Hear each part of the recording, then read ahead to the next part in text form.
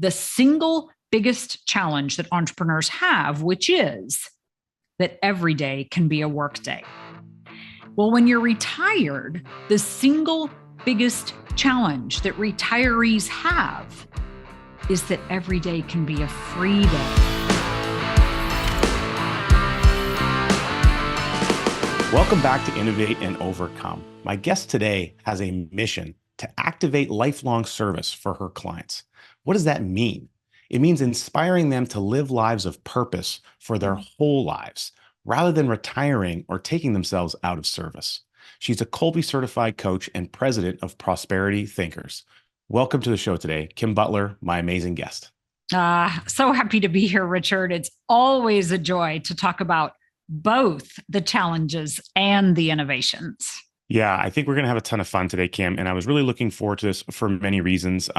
You've been in the financial industry for a long time. You've got awards. You're well known in the space, and you've seen a breadth of change over 30 some odd years of being around the financial industry, economic challenges, a whole host of things.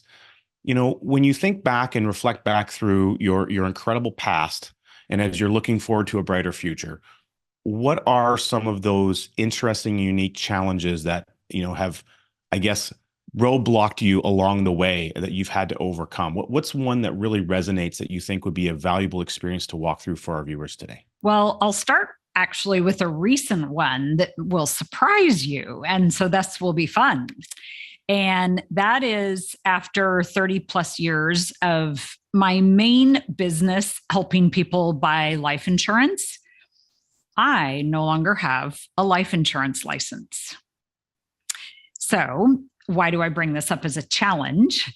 And it's because when that is so a part of your life, the main source of your income, the creation of all the good that is in the clients' lives, because a lot of the other things that we do in our clients' lives can either be bad or good, kind of depending on the whim of the stock market, the real estate market, the fill in the blank, right? Yet, as you and many of your listeners know, whole life is an absolute certain asset. And so when a small administrative mistake occurs that the regulators then choose to make a really big deal of, and one no longer has that license, which could have been their identifier in providing lifelong service, right? That can be a real challenge. It's literally like I could have let the regulators take my identity away. Wow. Yeah, absolutely. I can see how that could have. I mean, there's so much connected to that. As you say, your really your identity being connected to this thing that you've done for so long. So many people I find in this day and age, they go through multiple periods of careers, career paths. There's a shift and a change that happens. They seem to be more frequent in nature than perhaps 30, 40 years ago, where people would really stick to one primary career and that would be their whole thing. And so now going through that change and being something more recent of nature, I would imagine that's brought up a lot of very interesting emotional feelings and stuff for you as you're thinking about what does that look like as I progress forward, this thing that I've been accustomed to, and now I'm in this phase of change. So walk us through how that journey has occurred for you. Well, and I want to give a little context for any entrepreneur out there that is clearly not in the financial services or a licensed space, because I think the story really shares a lot for all entrepreneurs. And it's one of right back to the regulators, right? And so whether you're in the US or Canada, or maybe you're even in another country that may or may not have regulation, because as we know, there's a lot of good that comes with regulation. It's an interesting environment entrepreneurially because there are so many businesses built off the back of something. For example, the life insurance space, or maybe you're a a medical device representative, or maybe you're a wholesaler for a particular type of product. There's a lot of businesses built off that arena. And Dan Sullivan, our strategic coach buddy that we both know so well, has for a long time really encouraged entrepreneurs to make sure that they are as close to the check writers in providing the service or product that they provide as they can possibly get. In other words, are you being paid directly by your client, your prospect, or are you being paid through some third-party service, through some third-party environment or product provider or what have you? And so I have resisted that for a long time. Yes, Dan, I'll do 99.9% of what you recommend. But the licensing thing, I just could never really get my arms around until I had to. And so to answer your question, what has occurred is, because this process took about a year, I had a chance to really prepare for phase, call it 2, 3, 4, 5, 10. I mean, right? It's in life, so many times we are going through different phases. We could call them different seasons. Frankly, I'm one of those people that feels like if you're not having a midlife crisis about every 10 years or so, then you're not awake and alive and learning. And as I look back over my career, it wasn't magical every 10 years, but every decade or so, there was some fairly major shift in who I was representing, how I was representing out in the marketplace, the main products that I worked with, which some were investment oriented, some were just the life insurance. Sometimes, there were different aspects of my career where I charged a fee for a process and then I didn't. There has just been a shift as we progressed all during that time. So I really see this as just another shift. And in a way, it was a little bit of a clearing of the decks, because when your day-to-day work, we're talking 8 to 10 meetings a day, jam-packed days, loved every minute of it. But when your day-to-day work is helping individuals one-on-one, there is not a lot of time to do some larger creative projects that may help a broader swath of people, that may help the very clientele that we already have in deeper ways. There just wasn't space for it. I did it. Sometimes you look back on your life and you think, how did I pull that off? And sometimes I don't have an answer for that. I look at a time when Todd Langford, my husband, and I were first married, and we lived in 2 different states and had family in both states, like kids under the age of 18.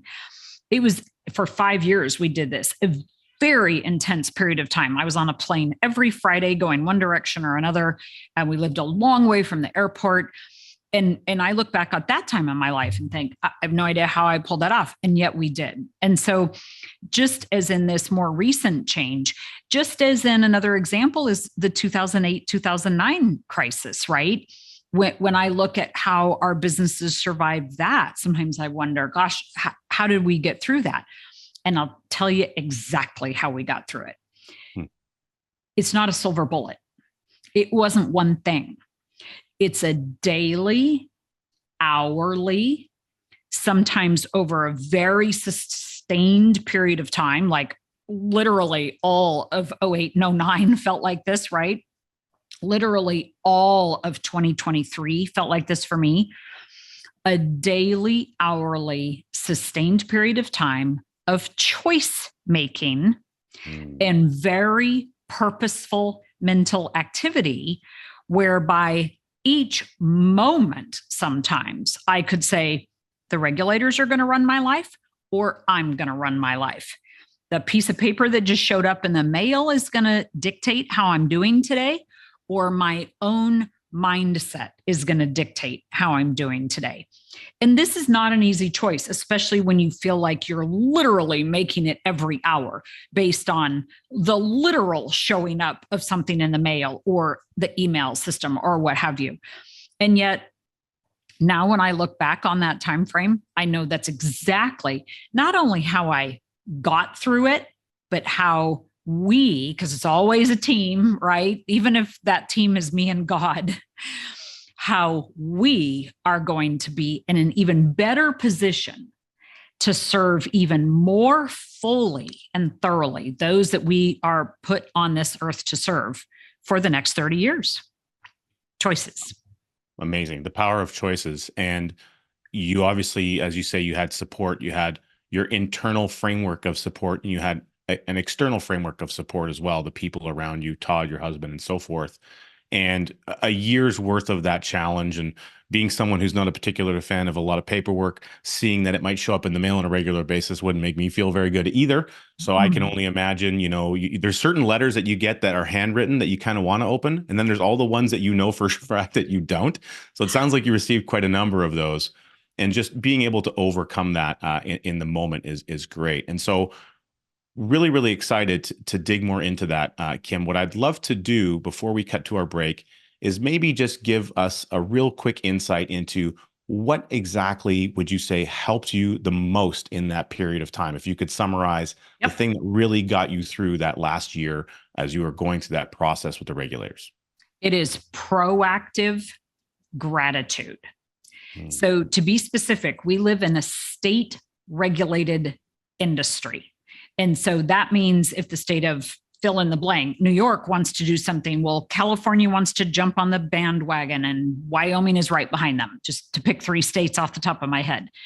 And so that proactive gratitude was necessary all the time, in addition to being very clear that Father, Mother, God gave me my abilities and nobody could take them away.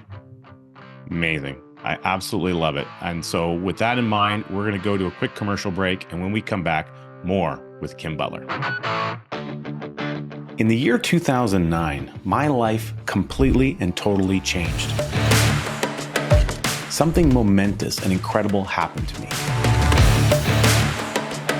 That thing was this incredible book, Becoming Your Own Banker. It was written by my mentor, an amazing friend of mine, R. Nelson Nash. It completely revolutionized and changed my entire life. You can learn all about it by registering for a free on-demand webinar at learnibc.com. Take the initiative. You won't regret it.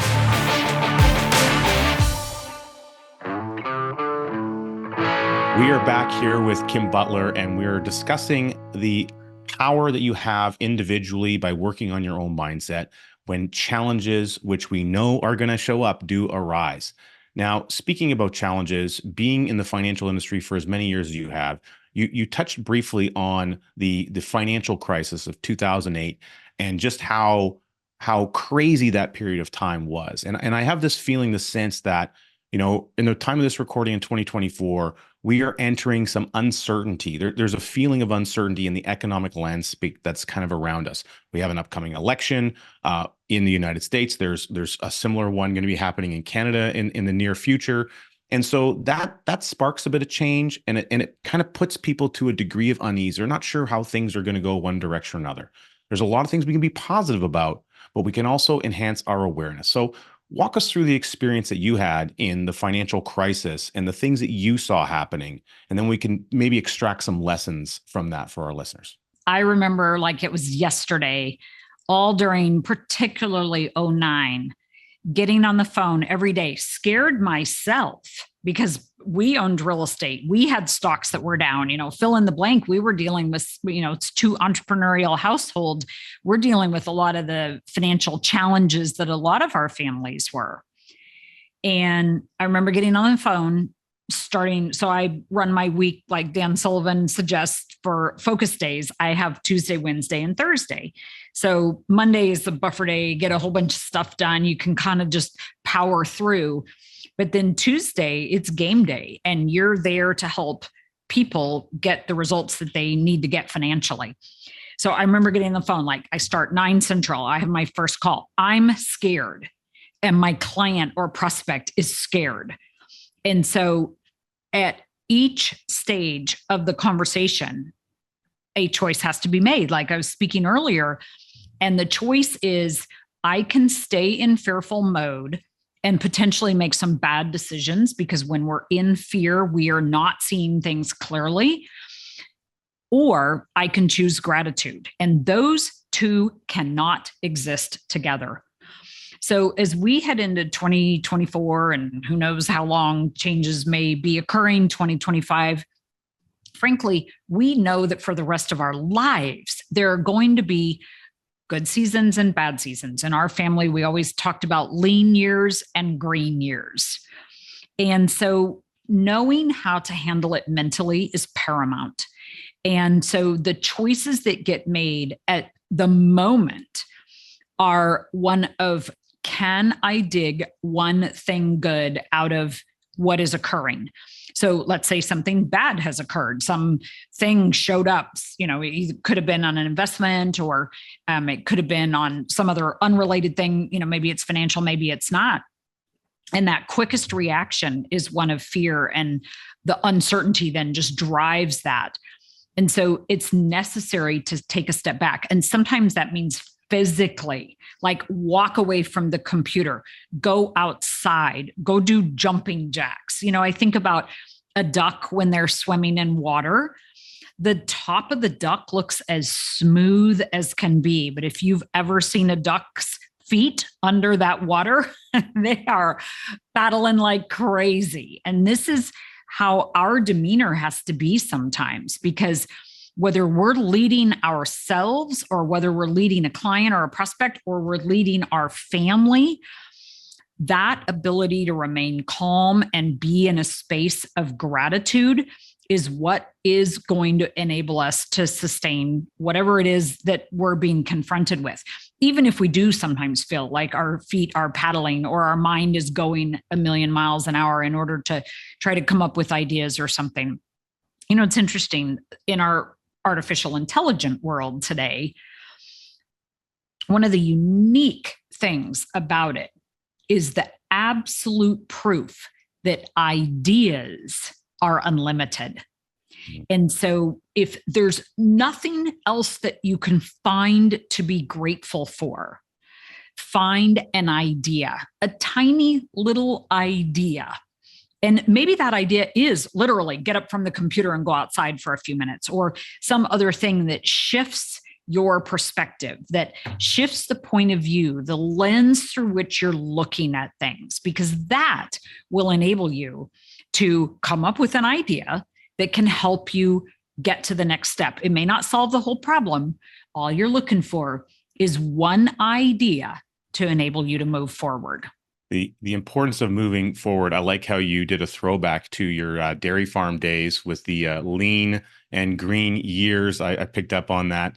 And the farmer that never leaves us. So if everyone here watching has grown up on a farm before, and thinking about your connection point on just how difficult and that fear that existed getting on the phone and talking to clients, and just being aware and recognizing that they too are probably in a fearful state. It's important to recognize that the climate of the economic world isn't really within our control. Mm-hmm. We don't control the geopolitical environment. There's a lot of things that we don't have control of. What we do have control of is this squishy mass in between our ears. And if we can get clear on that mindset component, like you identified, it doesn't mean it's easy. We're not, I certainly don't take away, Kim, that you're trying to make it sound like any of this is easy. In fact, it's quite the opposite. It is a challenge to get clear on what is something that you can do in the moment, in an action step, to get yourself out of that stuck state, move beyond the fear. As humans, we're conditioned to have this fight or flight type of energy that's built in from, the prehistoric times. And we are always battling with it because we want to survive naturally. So when it comes to your money maybe being in some turmoil because of an economic change, you want that to survive because it directly connects to aspects of your freedom and your choices. And so being able to make a choice in the moment, I do think is so critically valuable and important. So when you consider that and you think about individuals who might be having and feeling some of those thoughts today, or they're stepping into uncertainty. You were talking earlier about, the year of 2023, there was a lot of uncertainty for you. What things could you specifically suggest that people might be able to do to help them get that next item, get moving forward out of that stuck state so that they can move into some kind of certainty to take a progressive step forward? There's two specific ones I will share. And one comes from Joel Weldon, who is a very well-known speaker. And he says, so the economy's in a recession. You don't have to participate in that. Choose not to participate. Let's try that again. Choose not to participate in fill in the blank. And so whether it's a recession or the stock market has crashed or there's political turmoil or whatever it is, choose not to participate. And I think one of the easiest ways to make that choice is to be very, very conscious of what we are taking in mentally and with our eyes every single day. So what this might look like is to go on a news fast. In other words, consider stopping, reading, listening, and watching the news. Now, maybe that doesn't work for everybody. Some people feel like their profession or whatever it is necessitates some of that, but really be careful. Really consider the sources of which you are feeding your mind. We've all learned that we need to be very careful what we feed our bodies. Well, what we feed our minds is equally, if not more important. And so if you can't do a news fast, you can at least do a fairly restricted diet of intake. And to me, this also means that every morning we're being very conscious of what we start our day with. So I get it if you need the news for your profession, but please choose to start the day with something spiritual or inspirational to feed your mind so that when you get involved in your daily life, whether it's news related or somebody else is bringing business challenges to you or what have you, you have a foundation of spiritual inspiration from which to feed from to help you make decisions, stay in a space of gratitude, et cetera. Yeah, I love that. The big theme of gratitude. And, one of the things that we do around our organization is we do positive power-ups on a regular basis. Another a thought provided by the Dan Sullivan Strategic Coach organization. And it is important to recognize that you can't be upset and grateful at the same time if you're really, truly being grateful. So finding one simple thing that you're grateful for. It could be the fact that you have a toaster that works. Your microwave works and you can, heat up your coffee, that you can have coffee in the morning and the coffee is really tasty. The fact that you can drive down the street to get fuel out of the gas station that's plentiful and available. Those are small little incremental things that may not have anything to do with your day or your life or what's going on, but it could be something you can hold on to that can give you a piece to build upon. It's like Lego blocks. You just want to be able to stack them to build a structure that's going to support your life. Well said. And that beginning is so important. And so sometimes we need to begin our day every hour. Yes, you talked about that in relation to your recent experience by moving from the licensed to the unlicensed world. And I really appreciate what you're saying there. I think it's so important for people to recognize that these things happen in the moment. And it's usually that we're pushed up against something or something is pushed up against us. And we get into a reactionary mode. That reaction, you may still have the reaction, but if quickly you can recognize, hey, maybe I could have done that differently. Why don't I have a good conversation with this individual and find a way through that and move beyond? So we can recognize things quicker by understanding how to develop that mindset. So I love that you talked about feeding your brain the right kind of information. And if you give your brain the right mindset, it's going to do the best work for you. And it'll, brain's a funny thing. It works 24/7. It shuts off during sleep, but does it really? I don't know. Some people dream. There's usually something on the other side. So with that in mind, we're going to have more with Kim Butler after these messages. Okay, Richard, I keep hearing about this thing called the Kolbe A Index. You talk about it all the time on the show.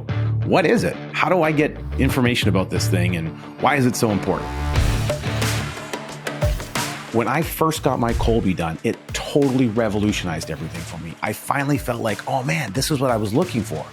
All the things I've been doing that have been working for me and all the frustrations I'd had, if I just understood this at an earlier age, boy, oh boy, would my life be different. you can take that step. If you want to learn and understand how it can change things for you and the way you communicate with others, you can go to coachcanfield.com and download your free report. So we are back with Kim Butler, and we're going to change directions here, and we're going to get into building a future much bigger than our past. What are some of the ways, Kim, that you see innovation taking place in, your environment around you? I know that you're really, really actively focused on learning about new emerging technologies in many areas, things around longevity and AI and just a whole gamut of things. What's an area of innovation that you see taking place right now that people should be really aware of? Well, let's hit the longevity one, because that is so apropos to every single human on this planet. And it's been something that I've been in thought around probably for 20 years, which is, I think, longer than it's been sort of common in societal conversations. And I'm not really even sure where I got going on this, except that I knew in my heart that people were going to be living a lot longer health spans. So yes, lifespans, of course, but it's health spans that are so amazing. And I've got, as an example, my dad is in his mid-80s. He still lives on the farm that I grew up on. He does have help on the farm because he still has cattle and hay and equipment that he's dealing with that are some of it beyond his physical abilities. But more importantly, Richard, he still works 3 days a week at the university helping student teachers in his mid-80s. And so I've got another example real quick. My mother-in-law, also in her mid-80s, still works sometimes remotely, sometimes by going into the lab where she has had her entire career. And Todd Langford did some math around this. So in the 1930s, when age 65 was put forth as something that mattered, life expectancy at the time was literally 66 or 67, just for the generic person.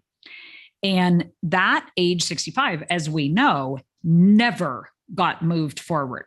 Well, if you do the math based on how long human beings are living today, Todd Langford has done the math, age 87 should be the new age 65.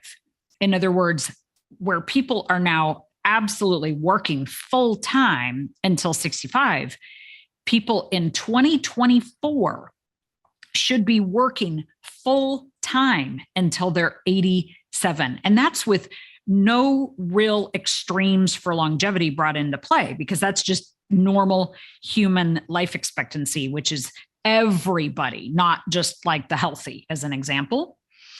And so when you think about that, and when we know that people are living longer, and we see people in their late 90s and even early hundreds still doing amazing jump rope, gymnastics. I'm thinking of specific examples that I've recently spent time, 5 minutes a day is my allowable time on Instagram.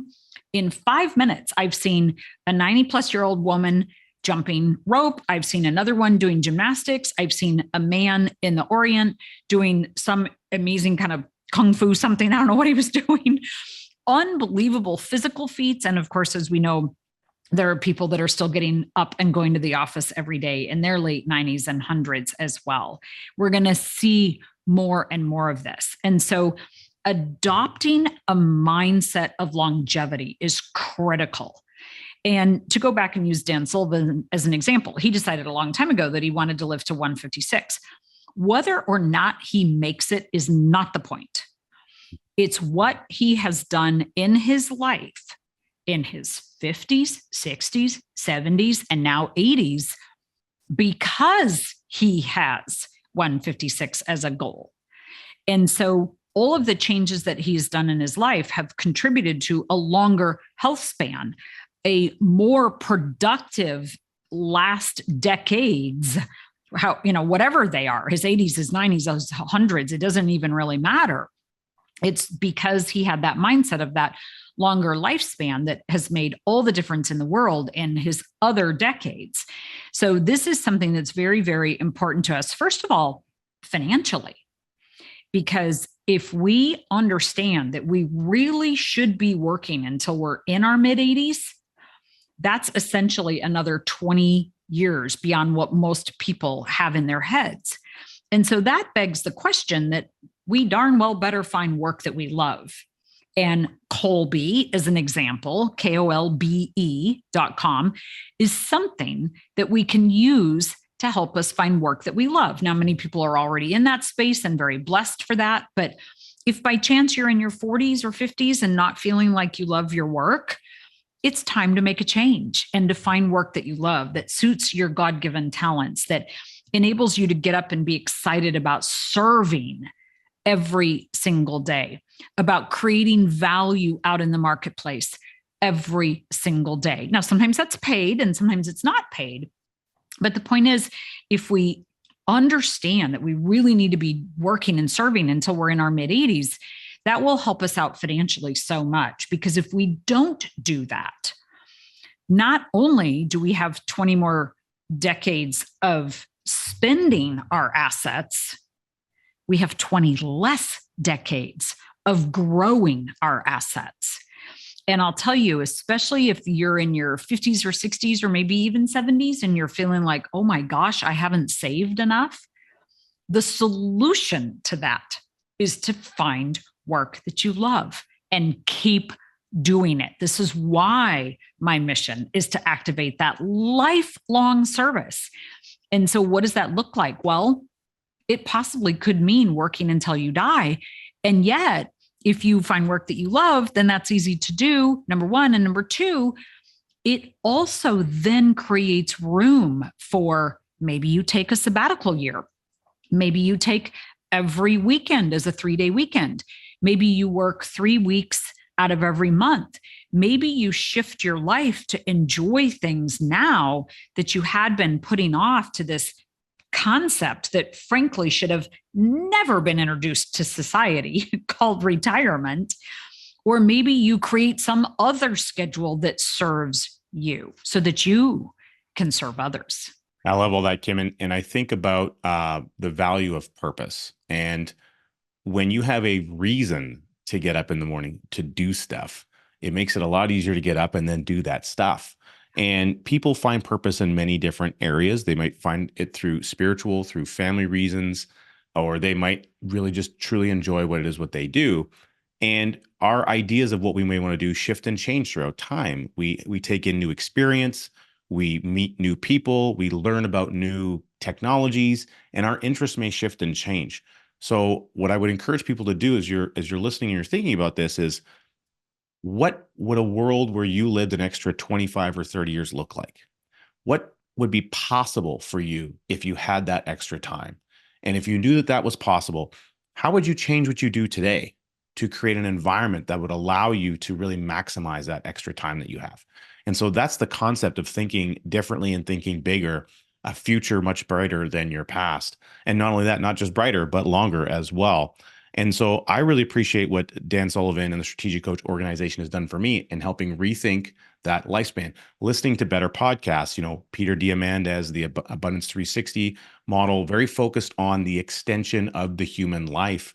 And there's so many emerging technologies in today's amazing, wonderful day and age where they're actually doing things that are helping to extend human longevity in very intricate ways. And as an example, we were together here very recently for Dan Sullivan's 80th birthday. And at that same event, I got to see an x-ray of Dan Sullivan's knee.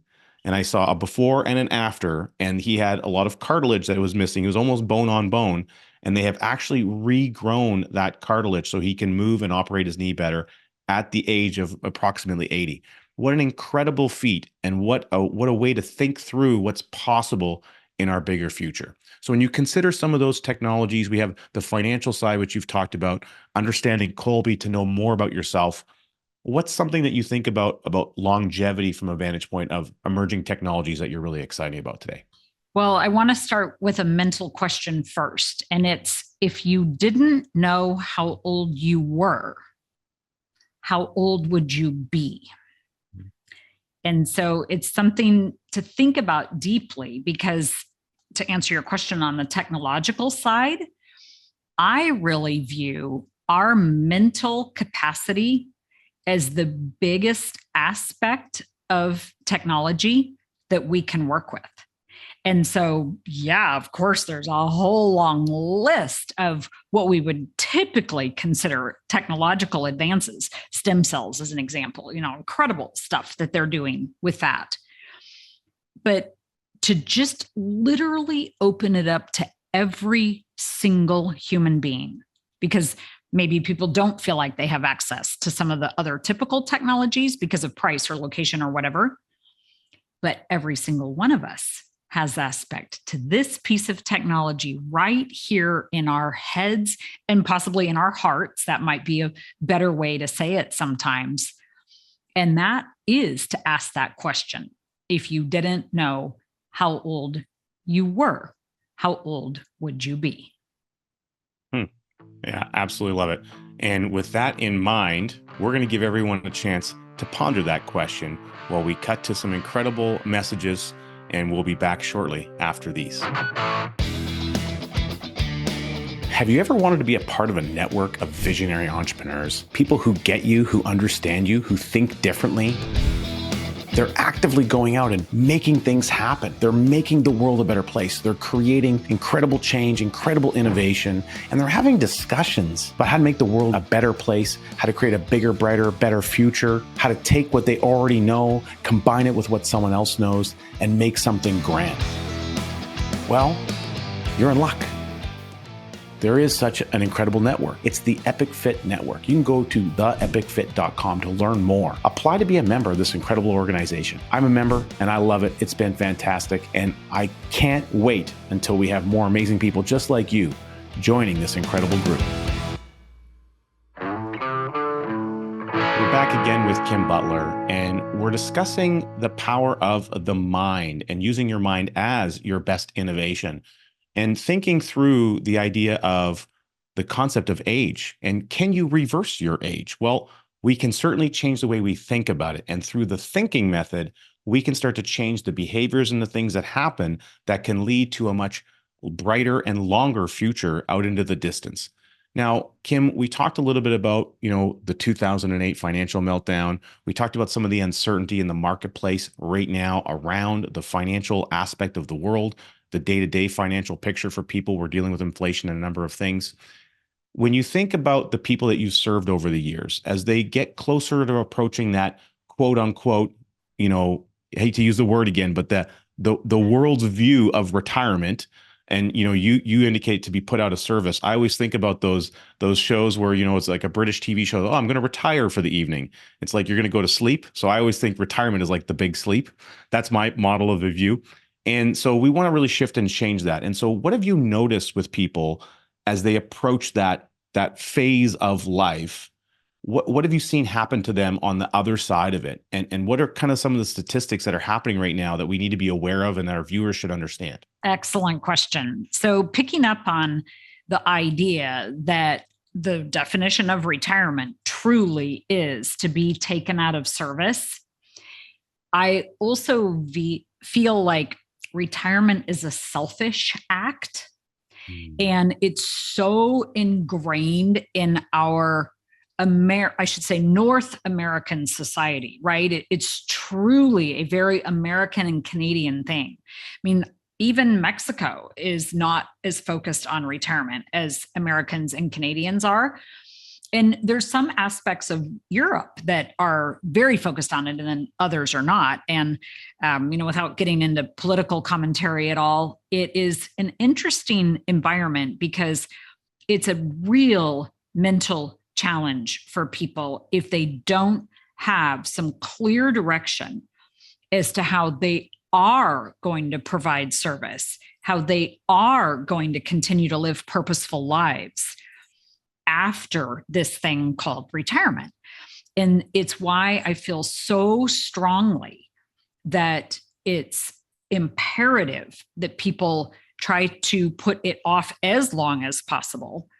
And yet, clearly, there are people that are either selling businesses or maybe they work in a profession where there is a set retirement age and there's nothing that they can do about it. Although I have heard that there's negotiations that can happen to extend that age, but nevertheless, it's going to continue to happen in our society until we realize truly how detrimental it is. Nevertheless, what I've seen is that those that are, let's just use the word forced into retirement, either because of age or because it is just time to sell the business or what have you. Those that are forced into it, if they will spend a little bit of time preparing on two specific fronts that I'll get into, they will have a much happier transition and be able to really feel that sense of purpose and fulfillment in their lives that all human beings desire. And so it's interesting.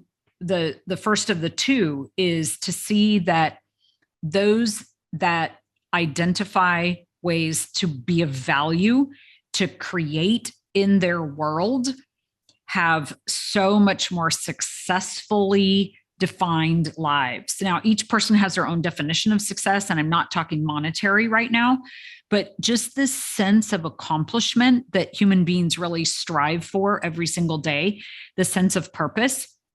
And to back up on this a little bit, I really believe that we need to be working on our purpose as human beings about every 10 years or so. Like I was speaking earlier, if you're not having a little bit of a midlife crisis about every decade, you're kind of dead. And so if we are used to working in this space, then it's not this big thing that we have to figure out, because we went through some purpose clarifying maybe in our 40s, and maybe we did it again in our 50s, and maybe we did it again in our 60s, and now we're retired. So we're going through purpose clarifying again. And so the way that I think that is best is to do things like the Kolbe profile. And if you already have your Kolbe, then get it back out and reread it and spend a good week with it. That can really help you with purpose. Maybe there are other profiles that you find valuable, whether it's, fill in the blank. There's a million of them out there, but I do think Kolbe has a special spot. Maybe you're getting some coaching. My sister, Tammy Brannon, she has a process called the Blueprint process, and she helps people figure out what's next. And really, that's the question as you're identifying purpose. So that whole section is the first. The second is actually applying Dan Sullivan's entrepreneurial time system of free days, focus days, and buffer days to a typical retiree's life. And it would look like this. And let me just state, do we need to do a quick description of free day, focus day, and buffer day, you think, first? Let's do a quick rundown so that everyone's caught up to where you're at. So in the entrepreneurial world, a free day is 24 hours, midnight to midnight, completely disconnected from your business. And there's so much value in that, because then you come back refreshed. Then the focus day is where you do your money-making activities. Again, midnight to midnight, 24 hours doesn't mean you're working 24 hours, but within that block of time, you're serving, you're helping people do whatever it is that you do. And then the third category is a buffer day, which is literally a buffer between the free days and the focus days, whereby you're preparing, or maybe you're cleaning up from having had a full focus day or a free day, whichever it is. And those three very distinct time frame days enable an entrepreneur to overcome the single biggest challenge that entrepreneurs have, which is that every day can be a work day. Well, when you're retired, the single biggest challenge that retirees have is that every day can be a free day. And when that's true, the free days lose their luster. The free days become like every other day, with no distinction and no creativity and no joy because of it. And so if a retiree will apply the free day, focus day, buffer day concept to their weeks and their days, they'll get so much better results. So it might look like this.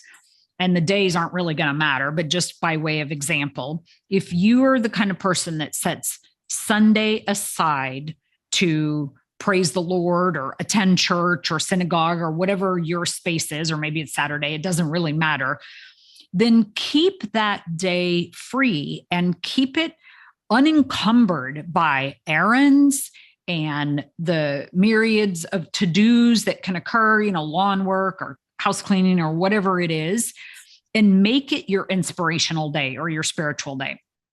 Then maybe you pick Monday as your errand and your work day. So this we would call a focus day in the entrepreneurial world. But as a retiree, maybe it's cleaning the house or mowing the lawn or getting things done running around town, including groceries or just whatever it is. Ideally, you would shove all of your appointments onto that type of day. And of course, you can shift things around. Nothing's going to work out perfectly. But if you'll batch all of that kind of activity together, then that day will have its specificity around getting the work done. And then, of course, you're going to have your buffer days. Now, for a retiree, maybe it's not as many of those, or maybe it's a lot of those, but it's very important that this whole environment not turn into the same problem that you started out with, which was every day could be a free day. Because if you treat all the days the same, none of them are special. And so even if you're feeling monetarily challenged, if you can identify there's this one day a week, or maybe it's one day a month where it's truly free and we're going to get to do whatever we want because we've cleaned the house and we've done the yard and we've done the errands on other days, that day is going to be so much more special. Or maybe it's a day with grandchildren, but you're not also running to the grocery store. And that distinction will enable you to live your life way more purposefully and consequently get the benefits of that. I love it. Using the Dan Sullivan Innovation Entrepreneur Time System to help you in a post-work life. Maybe it's not post all work, but it's changing the way from the career that you've had in the past so that you can achieve a higher degree of fulfillment. Higher degree of fulfillment tends to lead back to the other thing that we're talking about, which is an extension of longevity. And really appreciate all that, Kim. I think that's a great way to frame everything up. And I think that that's an incredible thing to share with our viewers as an actionable step. So whether you're in that phase of life now, or maybe you're thinking about that phase that's approaching, or you have family members who are currently running that scenario, and perhaps you resonate and recognize some of the things that Kim has identified, you might be able to, number one, share this with them. And number two, coach them a little bit, give them some insight and some inspiration so that they can make their free days so much more impactful. Now, Kim, I'd love to get some final thoughts from you here around the things that you've shared, the innovations that you've talked about, the mindset.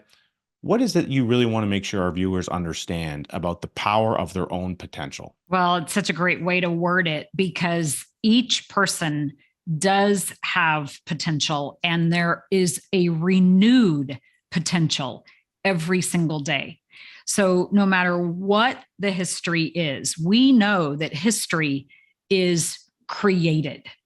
It is our lens on it that we can create and we can rewrite anytime we want. We can also choose to just let it go entirely. So no matter what your history is, knowing that every day and technically every hour of every day, you can start anew. And it all starts in your thinking. And then that flows through to what comes out of your mouth. And also if you choose to write or keyboard anything. And so as we were speaking earlier, being so careful what we're taking in means also to be very careful what we're putting out. Just today on our Slack channel that our team uses, I had to pull somebody aside and say, let's be very careful what words we're typing in to the Slack channel about how we're currently feeling right now, because you're impacting a team there. And we want to impact our team with positivity because there's plenty of other challenges going on. We don't need to add to that because of a particular lens of something that we have going on in our heads right now. So being super careful on the intake and equally careful on the outtake, including our own self-talk, is the message I would like to end with. Love it. Appreciate that so much, Kim. Thank you for being on our show today and for adding so much tremendous value.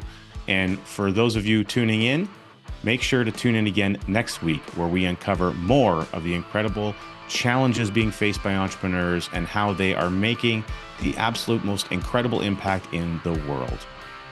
Here's to an amazing week.